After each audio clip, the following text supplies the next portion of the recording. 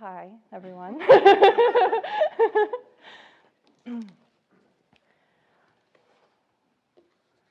So I like to start really at the most basic element of Buddhism. So the essence of the Buddhist path is to help others, and if we can't help them, to at least not harm them. And every spiritual practice and meditation that we do basically comes down to these 2 points, into learning how to better help others and learning how to not harm them. So we focus on, most of our practices and meditations focus on 2 main things to accomplish that. We generate compassion, the sincere desire to help others, and we generate wisdom by stabilizing our minds and calming our reactivity to our thoughts, emotions, the events of our lives. And by calming our minds, we make space in our minds for us to awaken to wisdom. So generating compassion and generating wisdom is basically the heart of everything we do. So broadly speaking, wisdom comes from a mind that has right view.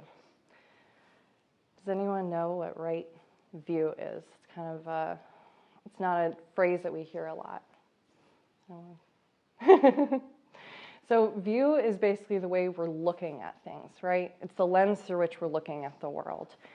And there's a particular way that we want to look at the world. And I'm going to write this up on the board because it's a little bit complex. So when we're practicing view, we're practicing the recognition of the nature of phenomena, which is emptiness.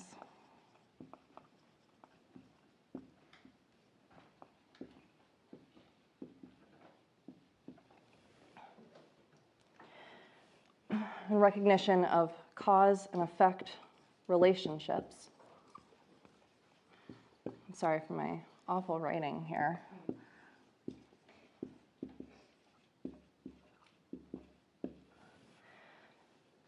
The faults of samsara, which is, samsara is basically our worldly existence, which is full of suffering. So we want to always remember the faults of that our worldly existence is not going to bring us ultimate happiness. And what we're mostly going to talk about today, which is the difference between what is ordinary and what is the miraculous activity of the Buddhas, or what is extraordinary. So, and that last one is mainly what we're going to focus on today.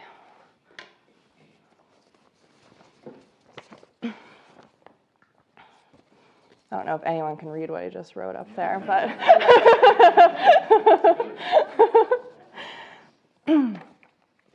so this isn't normally the way that we think about things, though, is it? We don't normally think about this with everything. When we're getting ready for work, we're not thinking about cause and effect, and the causes that we're creating while we're eating our breakfast or, speeding down 495 to get to work. We're not really considering that all the traffic is empty, probably, and not inherently real. It feels very, very real when you're late to work. So, so normally we're thinking about, what do I like? What do I not like? How does this affect me? How do I feel about this? And that is not, thinking of things that way doesn't progress us on our path. That's the way we've always thought about things, is how does this affect me? Do I like it? Do I like this chocolate? Does it taste good? Do I really want this sandwich I ordered? Or maybe I should order something else. Maybe I should order a milkshake. I don't know. We're always thinking about how to satisfy ourselves. What do I think? And the way that we progress on the spiritual path is to develop this kind of view, to look at things through a different lens, which is to see things as they truly are and remind ourselves of what the Buddha has taught, and to take every opportunity we can to recognize the blessing of the Buddha in the world. the fact that we don't recognize the miraculous and the sacred around us, this lack of recognition leads to our suffering. We see everything as being real through the lens of our own ego, and when we're constantly thinking about how things affect us, we're constantly suffering. Even if we're happy, our happiness ends at some point. So we still wind up feeling suffering from all of this self-concern. So that lack of recognition of the true nature of reality and the sacred is the root of our suffering. And in our spiritual practice, we might think of distractions in our spiritual practice as our upstairs neighbors vacuuming when we're trying to meditate, or like the dogs barking, or your phone notifications blowing up. But the real distraction to our spiritual practice is our thoughts and our emotions, our constant reactivity to our experiences and our emotions. So all of these emotional responses that we have, we can think of some really extreme emotional responses that are obvious distractions of practice, like anger, greed, jealousy. We're probably not being very spiritual when we're thinking about, how we wish we had that guy's awesome car or something. That's not really helping us, and that's obvious.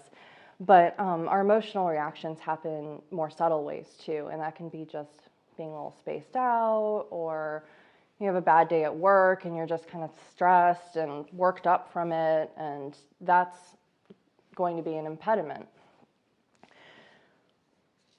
So our fundamental problem is our distraction by our emotions and our reactivity. So the antidote to that is to practice mindfulness, and that's how we stay consistently practicing our spirituality and practicing our faith, is by constantly practicing mindfulness. So I'm going to write this up here too. So a definition of mindfulness that Jetsama has given, which I really love, is spiritual discrimination and focus.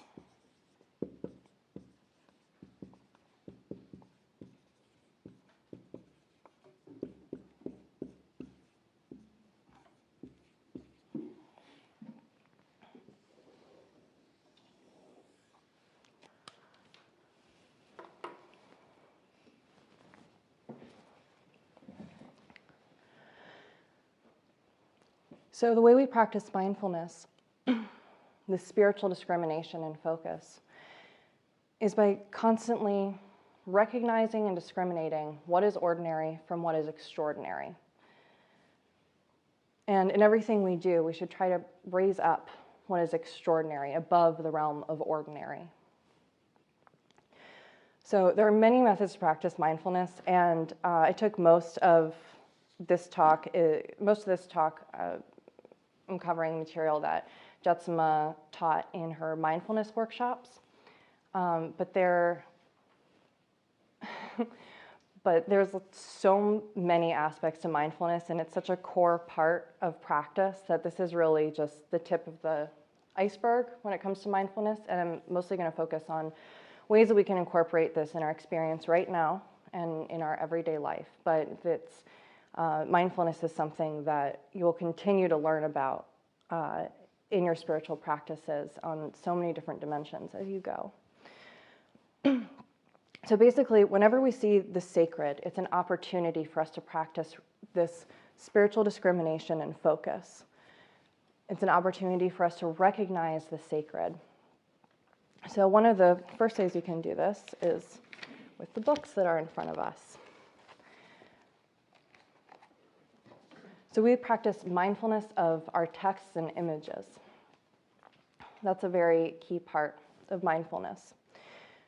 Longchenpa, one of the greatest masters of the Nyingma tradition, said that all images of the Buddha, even like a statue of the Buddha, has been blessed by the Buddha.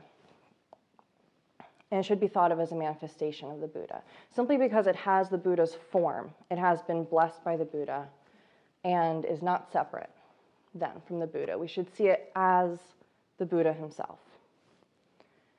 So you shouldn't treat, if you buy a little statue of the Buddha, don't treat it the same way you treat your salt shakers, or, just when you move, just toss it in a box. You don't treat it the same way you treat everything else. You should treat it as the Buddha, as a very small mini Buddha that is here to help you recognize what is sacred. But if we treat the sacred as ordinary, then we continue to practice the non-recognition that's the root of our suffering. We've been stuck suffering our lives for so long because we don't know what to do to get out of suffering. We always want to be happy, but we don't know how to be happy. So recognizing the sacred, and every time we see it, reminds us that embracing this is the way we learn how to be happy ultimately. This is really the way out of suffering. So I like to think of it as like if you're in a dark room, you hope for a big bright light to illuminate the room, but maybe you just see, maybe somewhere there's a glass in the room that's reflecting a little bitty spark of light from outside somewhere. Well, that's a little bit of light, that's good, and maybe there's a little window over here, a little bit of light shining through there. That's great, that's illuminating the room some. Everywhere that we see the sacred, it sends a little bit of light into our experience. And by learning to look for that light, learning to discriminate that light is really important, and that is what is going to guide our way out of suffering. When we really cherish that, then we learn to see it more and more and more. And then we experience more and more of it. And we become stronger in our spiritual practice. So when we practice viewing what is sacred, when, for instance, we have a book, it's a little copy of the Dhammapada, which is Sayings of the Buddha. So if I treat this as just an ordinary book, and I just toss it down the table when I go, then how much blessings am I going to get from it? I'm not going to think of it in the same way as if I really think of this as my ticket out of suffering. This is going to teach me how to not suffer anymore. And if I practice the humility of that, of thinking that, this is so much greater than whatever other ordinary things I might want to be doing right now, than maybe the DVD I bought or the mystery book I have or whatever. I'm not going to lump it in the same way with them. I'm going to really cherish it. And lifting up the sacred image or the sacred text and recognizing its preciousness. When we're doing that, we're not concentrating on our own ego clinging. We're not concentrating on our own desire, on what we feel, on what we have or what we don't have. We're not concentrating on what we want to do next, what Netflix show we want to watch, or if we want to nap or not.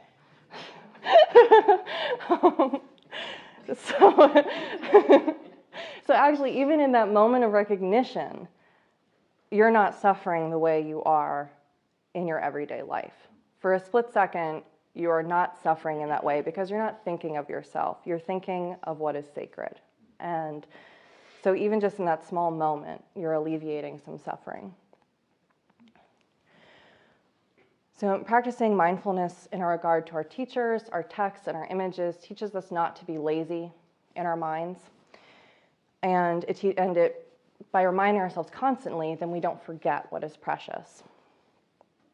So, for instance, one way that we practice mindfulness is we never point our feet at any sacred texts or any of the Buddhas. We would never point our feet at them because that's considered a sign of disrespect. And you'll notice if you just kind of relax, you kick back and hanging out, and you point your feet at something holy, you'll notice that you lose that recognition and you kind of go to sleep in a subtle way, forgetting what is important. So, and then you might even try this. Try, like, when you sit on meditation, try meditating like all, like the way you're going to watch TV. And it's not going to work the same as if you really treat your practice or the book in front of you with respect and really treat it as something precious. So I wanted to read this little excerpt. A friend of mine gave me this copy of the Dhammapada, and Ram Dass wrote the forward to this, and I really like what Ram Dass had to say about how to respect the texts.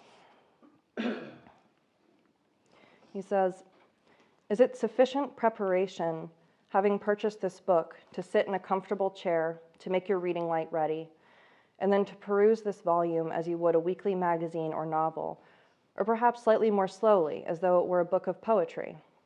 Is that the way you prepare to hear the word of the Buddha, of the Christ, of Lao Tzu? Is that the way you prepare yourself to sit before a holy man and receive that jewel which could possibly liberate you from thousands of lifetimes on the wheel of birth and death?"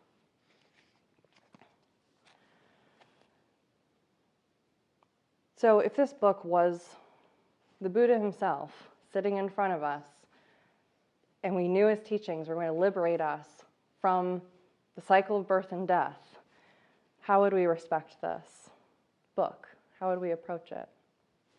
We approach it very differently than we would anything else in our lives.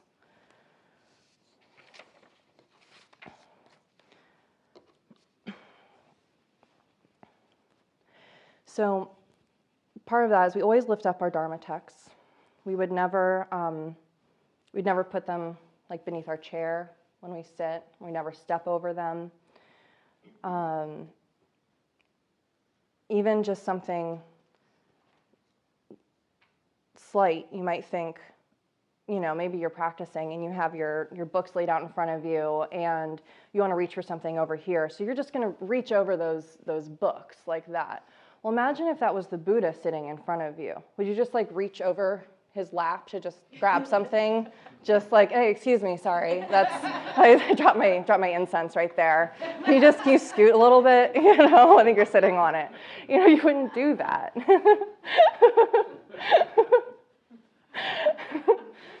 So we should think like that when we're regarding our text or any image of the Buddha. We shouldn't lean over it in even just the slightest way. We shouldn't disrespect it like that. We should imagine it is the Buddha himself we treat with great respect, and we would respect their personal space and, carry our statues with both hands and, not just like lift it, walking around with our statues like that. So you don't think, like you might think when you're just reaching over your book, you might think, oh, I'm not really disrespecting the Dharma. I didn't mean anything by it. I didn't mean any disrespect. And that's exactly the problem, is that's the state of non-recognition, of not recognizing what's ordinary and what's extraordinary. It's that moment of, oh, I didn't think anything of it. I didn't mean to. We should be really paying attention instead. So what else? What are other ways that we respect these? When we read the text, you be mindful, a moment of mindfulness before you open it, to remember that this is something to be cherished. And when you finish reading, not just throw the book down, but close it mindfully. Maybe have a moment of gratitude that you were able to read and hopefully understand the words of the Buddha. That's a rare opportunity. And it's a good idea to lift it up and touch it to the top of your head as a physical reminder of how precious this is, to lift it above yourself and above your own ego before putting it down. You don't have to do that physically either. You can do that just as a small gesture of, just a small gesture of respect, of recognition before you set it down. The point isn't to make a big deal out of mindfulness and make a big show of it. Like, I really respect this book so much. It's just to have that inner recognition of it. So, and you'll find if you practice mindfulness in this way with the texts, with the images, you'll get so much more out of them. When you really respect what it is that you're reading, you will understand it in a deeper way.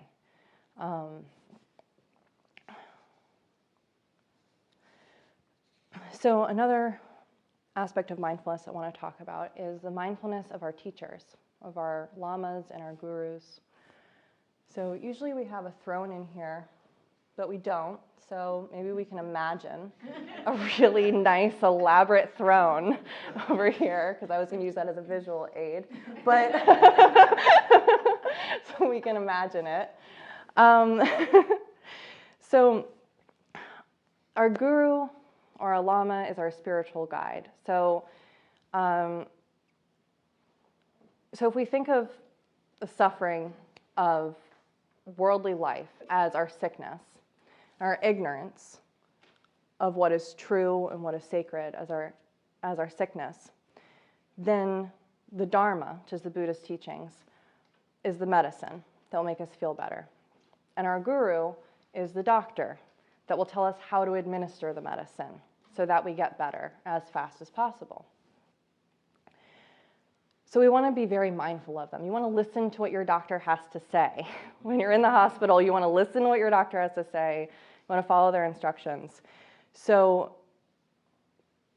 by practicing mindfulness, when you see the lama or when you hear the lama, turning your mind towards them and focusing on what they have to say, it creates a connection that will allow you to actually take in what they have to say. So, it's pretty simple. If you pay attention to someone when they're talking, you will hear them.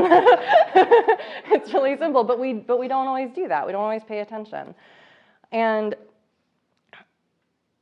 if we think of, like, if we're at a party, let's say, and the Buddha's at a party with us, and everyone's chattering, and we're listening to everyone saying, like, oh yeah, that's nice politics, cool, okay, and that, oh, and that's nice enlightenment, okay, cool, they're talking about that. And you're just listening to everyone the same way.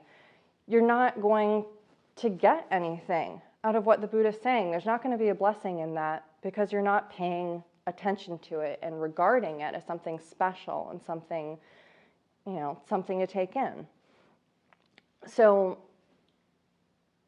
by tuning in, always having your mind on the guru, you will be able to take in what they have to say. And it's like creating like a direct tunnel between you and the teacher. So, and I have an image in my head that I think of, which is like, if you've seen like a fox or a dog, when they hear a noise, their like ear turns. They can hear it, like, they can hear suddenly something really well because they turn their ear, and then something's over there and they turn their ear that way. So we should be like that when the guru's in the room. You should always have your ears turned towards them, even if you're doing something else, even if you have to talk to someone else about something. When they start talking, listen to them. Drop what you're doing, listen to them and what they're doing, and have that focus on them.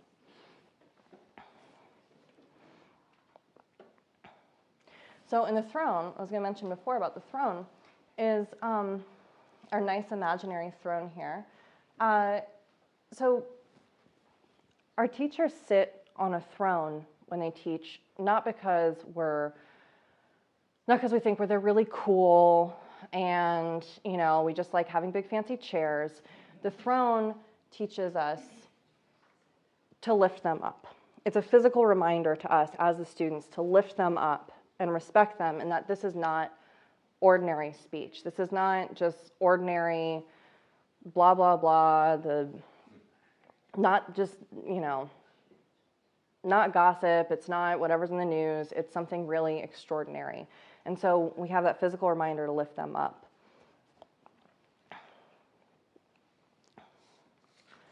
So, and there are a lot of ways to practice mindfulness of the Lama and our regard to the Lama by bowing to them and making offerings to them in ways that we can remind ourselves of the preciousness of what they offer, which is the way out of suffering. And sometimes people feel the urge to make a big show out of this because that's what we're inclined to do with our egos. We've been practicing things being about me all the time, right? So if we were in school, maybe we were a really good student in school and we were a teacher's pet and brought the teacher an apple every day, and that was, that showed everyone what a good girl or boy we were. And so now you can do that with Buddhism, and you can be a really good Buddhist, and you can be so great. You can be a Buddhist rock star, and you can show everyone how great and mindful you are. You make the best bows, and you hold your mala really nicely, and that none of that matters. So don't do that. It doesn't matter. It doesn't matter what anyone thinks of each other. The point is to practice mindfulness in an inner way, and it doesn't matter what that looks like on the outside. I even heard there's Garchen Rinpoche is a wonderful teacher, and a number of my friends are students of his, and I've heard him teach people that have a real tendency to have a big outer display of this kind of mindfulness is, to just really bow and sit very straight and make a big show of it. He'll tell them like, no, don't do that. Like, stop bowing, don't do anything. Like, learn how to do it totally hidden so no one sees that this is what you're doing. And then for the people who are really good at doing it really hidden, he'll tell them to do it the other way and to be really, so we're always trying to get ourselves out of our habitual patterns. So maybe we don't want someone to see us being humble. So we're like, oh, I'm not comfortable bowing. I'm just going to just dip my head a little bit. Okay, So maybe you need to practice bowing then. But if you want to make a big show out of bowing, then try not to. So another way that we practice mindfulness is with the Sangha, with our spiritual community around us. That's another wonderful opportunity to practice mindfulness. And one of the most difficult ones, I think, is our spiritual community. These are not ordinary friendships in our spiritual community. These are friendships that help us to uphold the extraordinary, uphold the sacred, uphold our connection to the sacred. They remind us of what is true and what is meaningful. And if continuing the metaphor from earlier, if the suffering is the sickness, and Dharma is the medicine, and the Guru is the doctor, then the Sangha is the nurse that brings us the medicine every hour, around the clock. Our Sangha is the ones that support us day in, day out. So we have to make sure that we regard them for that preciousness in our interactions. So when we're gossiping about each other, or, we just hate that this person's always late to their prayer shift, and it's so frustrating, take it as an opportunity to practice mindfulness and appreciation for the people in our lives that are helping us to uphold this sacred bond we have, the sacred bond with the truth that is going to get us out of suffering.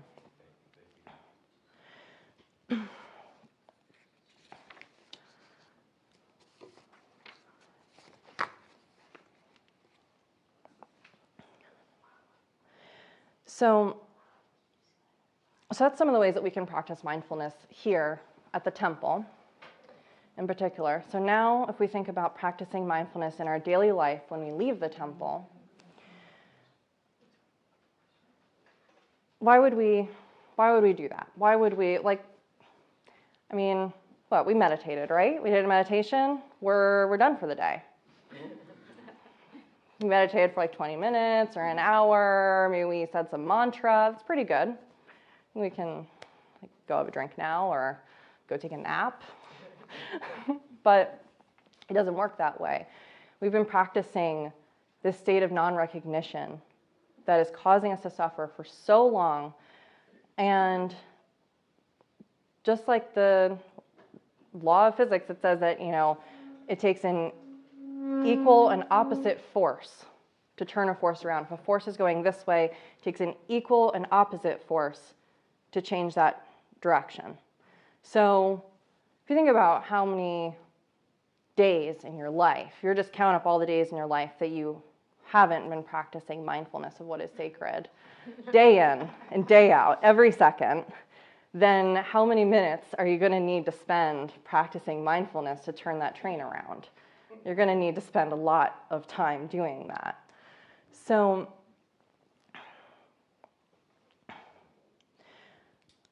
I mean, we know this. If we want to change in any way, if we want to work, if we want to get strong, we go to the gym, and we don't just go to the gym for like 10 minutes or an hour each day and think we're going to, be an Olympic diver next year. That's not going to do it for us. We have to, if you really want to change, you have to be more active in all ways in your life. You need to take the stairs instead of the elevator.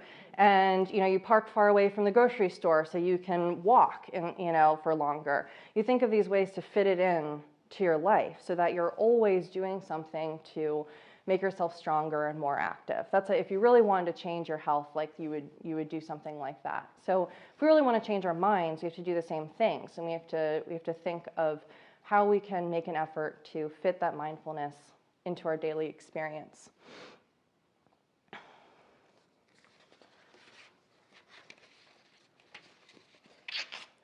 So, for instance,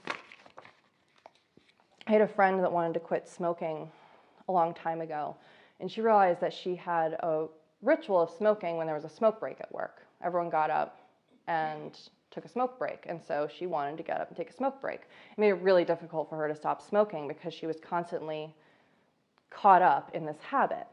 So she replaced the ritual with a different one, where when her smoke break came up, she went and got a glass of water. And it's just a very simple thing, but she still took the break, but she went and got a glass of water instead. And so she created a ritual, a good positive ritual that replaced the negative ritual. So ritual is a really good way to build new habits. And we can practice mindfulness to see what habits we have and notice them. And if you find you have a particularly pernicious habit, maybe start with that one and try and find a ritual to replace it. So maybe if my ritual in the morning is to get up and go to my coffee pot first thing, then maybe replace that is getting up and going to my altar first thing and opening the altar. And then I can go to my coffee pot. But just that little switch of ritual makes a difference in the way that you regard your practice throughout the day. So I want to read this quote from one of Jetsuma's mindfulness workshops. She said, "Every time we have an opportunity to practice discrimination and lift up the sacred, we have an opportunity to awaken within ourselves. We have an opportunity to practice recognition, and that is power. But that state of recognition requires constant mindfulness of that which is sacred, distinguishing that in the world." And she gives this quote from a song by Art Garfunkel called "Mary Was an Only Child." And the song goes, "And if you watch the stars at night and you find them shining equally bright, you might have seen Jesus and not have known what you saw. Who would notice a gem in a 5 and dime store?" So that and then she says, the 5 and dime store is ordinary perception. To notice the diamond, we have to give rise to recognition and the view. To practice like that is really a natural empowerment, a natural medicine that helps us give rise to the wisdom that is inherently ours. There can be no blessing if you're not looking for it. There can be no recognition if you do not establish it. It's up to us to make our life sacred.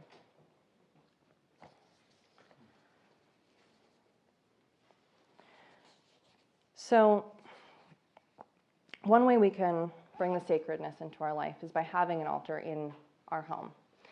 And you can have an altar like this, with the nut. Maybe you probably can't fit a big altar like that, but we have a lot of altars here, and you'll see they often have like water bowls in front of the Buddhas, and that's so we can make offerings to the Buddhas.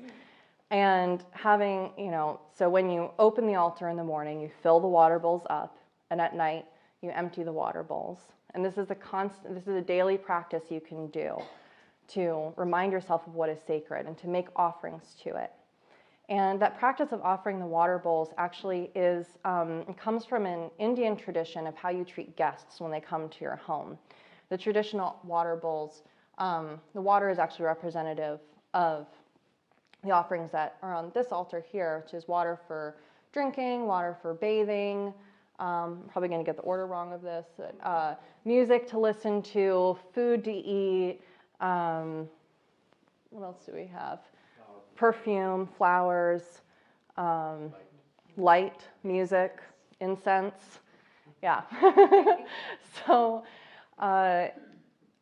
in Indian tradition, when you're inviting a guest into your home, you would offer them all of these things, inviting them to be a guest. And so when we make offerings to our altar, that's what we're doing, is we are inviting the Buddhas in. We are inviting them into our experience, into our awareness. And doing that every day brings them into our life. When we really practice that, and we offer to them, we are asking them to come be with us, come show us what is true, and help us recognize the light at the end of the tunnel that's going to get us out of suffering. We want to constantly be looking for that light everywhere we can. So, and even if you don't have an elaborate altar, you can just have an image of the Buddha and maybe offer a flower to it, offer some incense, even just offering a few grains of rice, even just a small offering, just that small token makes a difference. And you should make an offering every day to keep that connection alive. So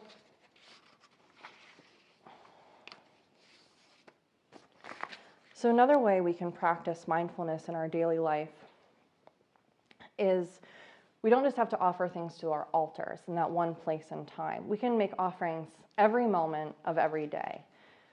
So we are constantly making offerings to ourselves. We have this habit of constantly making offerings to ourselves.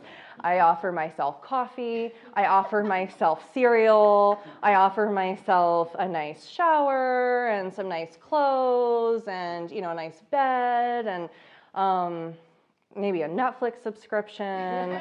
We're constantly making offerings to ourselves.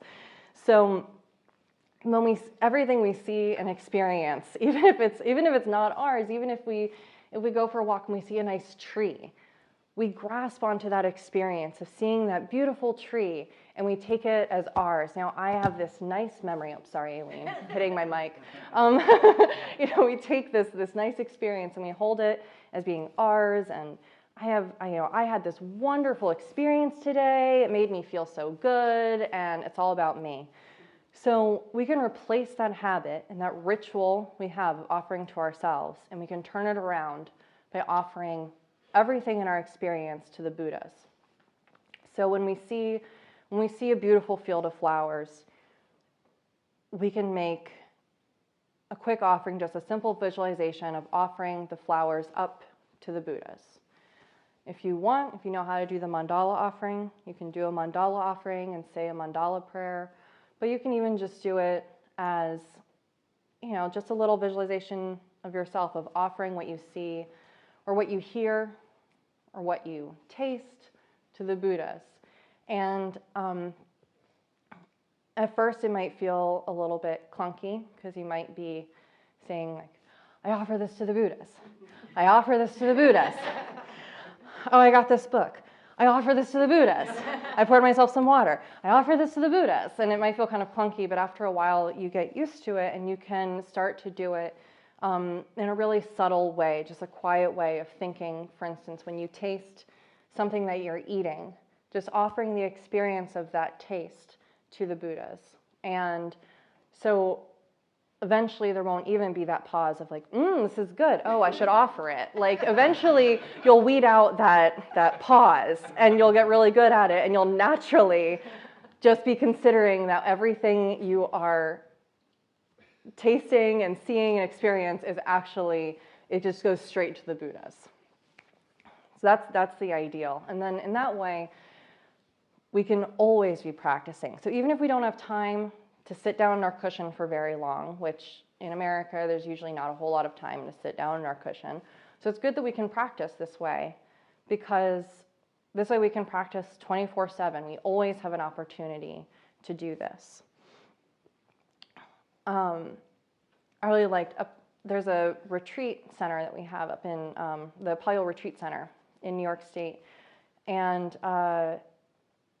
I've gone to Walmart before up there with some of the monks from the retreat center. And I really loved when I was walking with them into Walmart, immediately they walked in and they all did a mandala offering and they said the mandala prayer and they offered the mandala of Walmart to the Buddhas. So you can really do this anywhere. You can do this at Walmart. So you can practice anywhere. You can offer everything that you see. There are, for those of us that wear makeup, you can even, when you're doing your makeup in the morning, that can be an offering to the Buddhas. You know, as you do your makeup, mindfully think, you know, I offer this beauty to the Buddhas. May everyone that sees me have a connection to the Dharma and have a connection to the Buddha. When you buy new clothes, before you wear them, you can take them to your altar and you can offer them to the Buddhas and then receive them back as a blessing of the Buddhas and wear them with that intention of, when anyone sees me in these clothes, may it make a connection to the Buddhas. And, you know, everything, you can find ways to build, you can find ways to bring everything in your life into this kind of view, into this kind of practice of what is ordinary and what is extraordinary. And then we transform our ordinary experience into an extraordinary experience. You know, if I before I eat, offer my food to the Buddhas, it doesn't mean the food on my plate disappears. But the food becomes more than that now. Now I'm having more than an ordinary eating experience. Now my food is blessed by the Buddhas. Now I've had the blessing of this sacred act of offering to the Buddhas, and this meal has become more than just a way to satisfy my own ego. It has now become a spiritual practice. So everything that we do can become a spiritual practice when we practice mindfulness. So, and then when we are actually in our spiritual practice, there are ways to practice mindfulness when we're in our sit-down practice too. And this is the last part that I'll talk about, because then we're going to do a sit-down practice. So when we're practicing, when we're practicing a sit-down practice, like a visualization practice or a meditation, we practice mindfulness by focusing on what is in front of us, just on what we're doing. If you're visualizing, focus on your visualization. If you're reciting mantra, focus on the mantra you're reciting. What does it mean? Do you have any idea what it is you're saying right now? You know, if you're sitting there going, Om Mani Padme Hung, Om Mani Padme Hung, Om Mani Padme Hung, but in your head you're going, okay, so I need to buy coffee when I'm at the store, and I have to remember to return those library books. You know, that is not doing anybody any good. So when you're saying Om Mani Padme Hung, you should be saying Om Mani Padme Hung, and that's what you should be thinking, that's what you should be focusing on. You shouldn't be steeping this opportunity to connect with the extraordinary. You shouldn't be steeping that in the realm of your ordinary thought. You shouldn't be treating it in an ordinary way in your mind.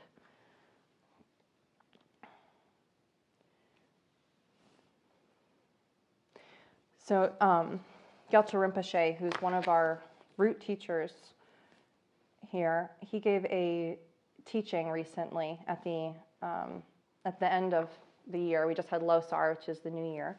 And so right at the end of the last year, he gave this teaching. He said, practice means try. Practice doesn't mean chanting the same thing all the time, mind in the 10 directions.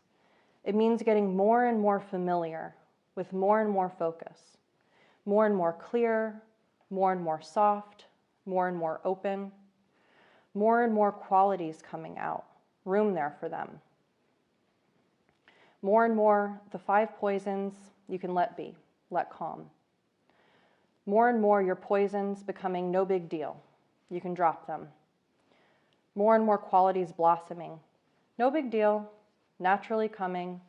You don't have to show off. That is practicing. So when we practice, we focus on what we're doing. We focus on our own practice. We don't worry about whether everyone else is focusing, and if we don't worry about if someone has brought brownies for soak, or or what we want to do after we practice. We don't want to worry about anything else other than our own practice. Our practice is our responsibility, and no one else is going to know if we're distracted while we're doing our practice. No one else really knows what's going on in your mind. So it's up to you to hold yourself accountable and to notice, like, oh, you know what? I wasn't paying attention right there. I'm going to go back and maybe do that Malav mantra again. Or maybe I need to stop and focus and remember why I'm here. Why am I practicing? I'm practicing because I want to benefit others. That's why I'm not watching my Netflix show right now, is because this is more important. This is special. This is a real sacred opportunity. And, we're coming back to that point. And just remembering to always refocus yourself. We focus on our objects of refuge, on the Buddha, the Dharma, and the Sangha. The Buddha and Dharma and Sangha are always present in whatever deity we're visualizing. They're all one and the same. And so we practice mindfulness of that. We don't forget that. We don't think, oh, we're just like praying to a cartoon in the sky. We remember that this is our guru. This is the Buddha that is sitting in front of us right now. And we pay attention as if the Buddha is physically in the room with us, because they are. When we're visualizing them, they are present with us, if we are present with them. So it's up to us to be present in our practice, and because they are always there. We just have to pay attention and keep our mind on them. So I think it's time to practice that. Does anyone have any questions before we go to, or anything to add, anything I left out? Yeah. So that I have a challenge because, life can be really busy. I can be multitasking a lot of my day. And then I kind of, now I got to pray for 2 hours. Now, and it's like, it's very hard to just slow down just to do that. I don't know if you have any tips on that. It is. Change gears and, because suddenly it seems very, just so, I guess, slow and tedious to say a mantra for 2 hours when you've been trying to do all these things at once for so Yeah. long. It is hard. And it's hard when we live in a society that encourages multitasking. And so we think we can multitask when we're praying too. And we can't. We can't actually multitask ever. And it's a myth that we can multitask. So, I think that's why it's so important to practice this mindfulness throughout the day, is knowing that you can't multitask throughout the day. And when you practice trying to multitask and trying to switch all the time between a million things, then that's the habit that you're creating in your mind. You're creating a habit of moving around all the time in your mind. So, but if you practice focusing, even if it's, you have to, maybe every 5 minutes you have to do a different task, but then that's a series of 5-minute meditations on what is the task in front of me right now. What am I doing right at this moment? Can I focus on it? Is it possible for me to see the sacred in this? Where is the Buddha in this? Can I offer this task to the Buddha, these efforts to the Buddha? And even if it's just trying to calm your mind throughout the day, or take a break and recognize, like, oh, my mind's starting to speed up. I'm kind of bouncing all over the place. Maybe I should take a minute and just spend a minute doing a quiet meditation before I go on to the next task. And you'll start learning to, you know, you won't get so far down the road when you remember to bring yourself back more and more throughout the day. And then it's easier to, then you're not starting so far down the road of distraction when you actually sit down to practice. You start in a more mindful place. Anything else? It's not Okay. a question, but I just really like the image you gave, and I can't remember the exact words, but when you're practicing and all this other stuff is in your mind, then it's like you're steeping that in all this Ordinary thought. ordinary stuff. Yeah, it's a really great image because I find myself doing that Yeah. all the time. Yeah. Even after years and years on the path, it's a constant, like, alive practice of always remembering and coming back and over and over. And yeah, so I just want to thank you for that. It's a really good image. Yeah. I find, although I'm just, totally committed to this path, but I find because of the colorfulness, sometimes I get caught up in the ritual. Mm-hmm. And I remember I just had a sort of a flashback when I used to kind of walk the mystical Christianity path. Mm-hmm. I would like talk to the Lord all the time with my heart, like silently, not just like out there talking. Yeah. But now I forget to do that because there's all these rituals to do. Mm-hmm. And that's, how do I bring that back? Because I get caught up in the Tibetan words, and some of them I recognize and some of them I don't. Yeah. But I get caught up in all the ritual and in the colorfulness and I forget to talk with the Buddhas with my heart. Yeah. And that's an impediment. Yeah. I think you can start by making a ritual of talking to the Buddhas with your heart.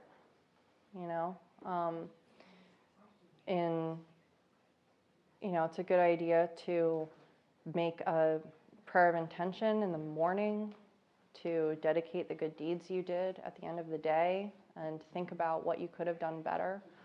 That's a practice that the Dalai Lama encourages people to do as a way of practicing that mindfulness. And so, maybe in the morning, check in with the Buddha and check in with Guru Rinpoche and ask him to help you and be with you throughout the day. Yeah.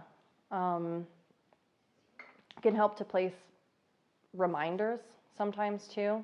Sometimes if you're fascinated by the colors and the imagery of stuff, then maybe that would be a good reminder to you. Maybe if, I don't know where you work, but let's say if you work at an office, maybe having a little picture of the Buddha by your desk so that you remember, oh, the Buddha, right. And then whenever you see it, maybe say a little prayer, talk to the Buddha from your heart. And you just have to try to just remind yourself constantly. Yeah. Right. Yeah. In that vein, there are, one of the things that I've just recently started using is an app for my phone, which is called Calm, and it's a meditation and mindfulness reminder that has a lot of facets to it, but even just setting the Tibetan bell sound on that, for whatever period of time that I might want to not be sitting at the computer, for example, and I need to get away from that and take some breaths and be mindful about why am I doing that? Why am I sitting at the computer? What's the intention Yeah. of that for that period of time? But there are a lot of tools now that we can use if we're mindful. Yeah, that's a good point. It's true. Yeah, setting an alarm or using an app is a good way to build it into your day. I find I have the same issue, Yana. When I was a kid, I used to have this similar familiarity in that way, and I forget to do that as I grow older, especially as you practice ritual more and more, then you create the habit of thinking, okay, I'm going to the temple, now I'm going to practice. I'm leaving the temple, now I'm done practicing. And so we have to just create reminders for ourselves, to invite ourselves to practice throughout our day, and to feel like the Buddhas are with us all the time and pray from our hearts. Okay. Do you want to lead the practice? Or is Gampo? Gompo? Okay.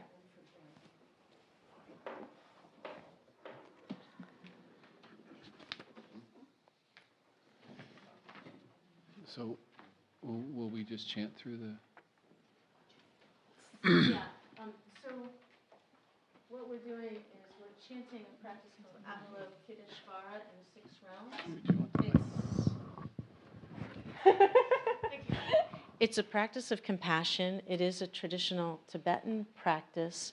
And we're going to start doing this at the end of every class, because when I first came here as a new student, this is what was done, this and another Amitabha. And so it gives us an opportunity to become familiar with the traditional Tibetan practices, to begin cultivating the habit of compassion, of ultimate compassion, and to just create virtue, to create merit. And then always when we do these practices, we dedicate the virtue of that to all sentient beings, which is really the core of Mahayana Buddhism, that we are not striving for enlightenment only for ourselves, but with the intention that all beings would be liberated from suffering. So if you're not used to chanting in Tibetan, don't stress it. Do the best you can. If you can pronounce some of the words, it's a blessing. And if it's difficult for you, you can just meditate on the idea of cultivating that compassion and intention for all beings, that all beings would be happy, that all beings would be free from suffering.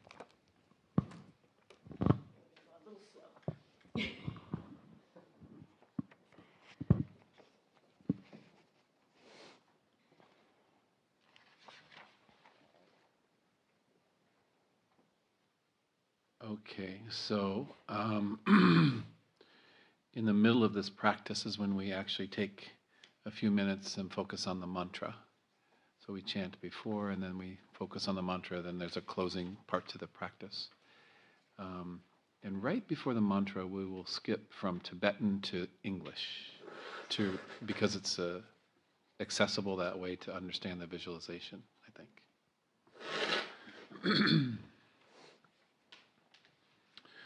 So beginning on page, well, it says 160, the first page of the text.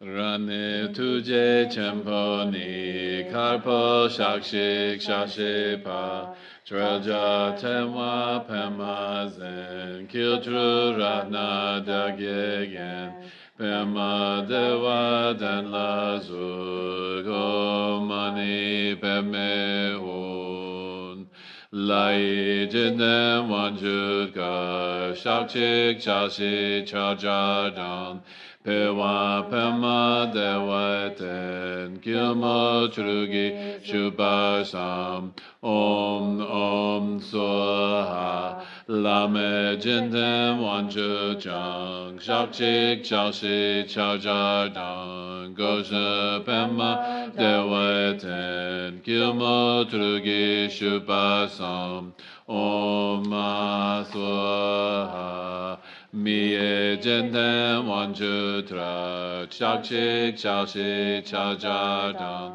changwa pema dewa ten kilmo trugi shubhasam om nisoha nudra jiten wanchuk dud shakshik shashi chajardang Pote pema dewa ten kilmo trugi shukbasham om betzoha yeda jenten wanchuk ma shakshik shashi chajardam drobo pema dewa ten kilmo trugi shukbasham om betzoha Nyawa jenten wanchuk nak shakshik shashi chajardam Mechu pema chaneze kilmo trugi shubasham Om Honzo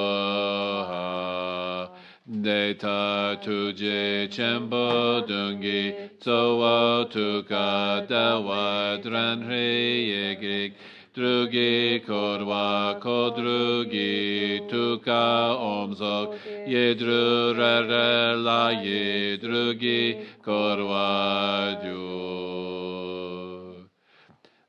Visualizing 7 Avalokiteshvaras in the heart of the central one is a syllable Shri. Upon a moon seat surrounded by 6 syllables. In the heart of the 6 surrounding Avalokiteshvaras are the respective seed syllables of each one, such as Om and so far. Also surrounded by the 6 syllables of the mantra. Om Ahum Kri, Om Mani Padme Hum, Om Mani Padme Hum, Om Mani Padme Hum, Om Mani Padme Hum. Om Mani Padme Hum, Om Mani Padme Hum.